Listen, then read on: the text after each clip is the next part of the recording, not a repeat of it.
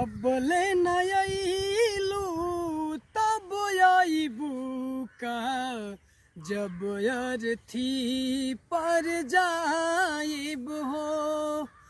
अब ले नयलू तब आईबू का जब अर्थी पर जाइब हो।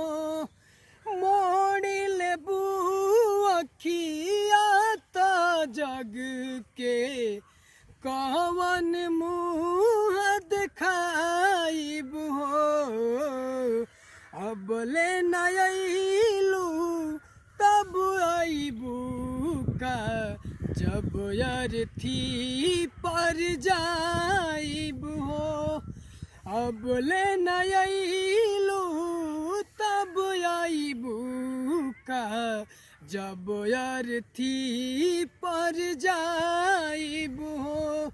मोड़ लेबू अखिया जग के कवन मुँह दिखाइब हो।